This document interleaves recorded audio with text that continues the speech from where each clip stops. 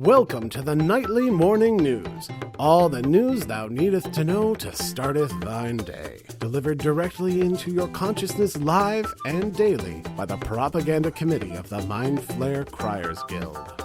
I am your host, Sir Timlock Bumbleglave, and let's unroll this scroll. We start with the weather divination. An unusual northbound cold front moving across the southern deserts will likely drive a series of haboobs across much of the southern plains. Residents who are able to should shelter in their homes. If you must venture out into the haboob, it is recommended that you cover your face so as to prevent injury from flying debris. In either case, it is recommended that residents show some maturity and self-respect when discussing haboobs aloud.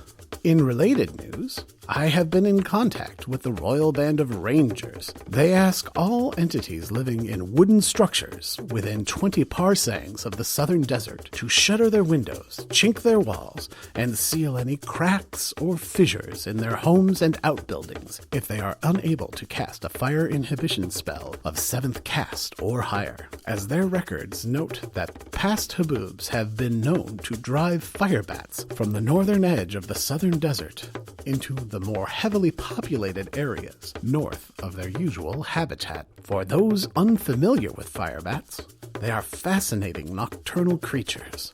Interestingly, when they are not in flight, they have no wings at all. They only call their wings into existence when they take flight. Said wings are made of a delicate lattice of spectral flame. The manifestation of their wings is attended by an intense burst of heat that will ignite almost any flammable surface from which they take flight. The flashes and streaks of light that are brought about by their flight are quite a sight to behold. If they are blown north, it is likely that these creatures would spend a day or two resting in elevated crevices before making their way back to the desert cliffs in which they make their homes. Consider setting out trays of fruit and water to fortify these poor beasts and help them on their way back south.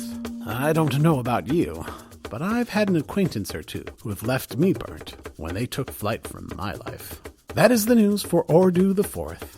Remember, the path to oblivion is well worn. I have been your host, Sir Timlock Bumbleglave, and I bid thee farewell. If you come across any news of which you think the good people of Drag should know, do send me an ether mail to tipline@nightlymorningnews.com. Brought to you by Rattlebox Games.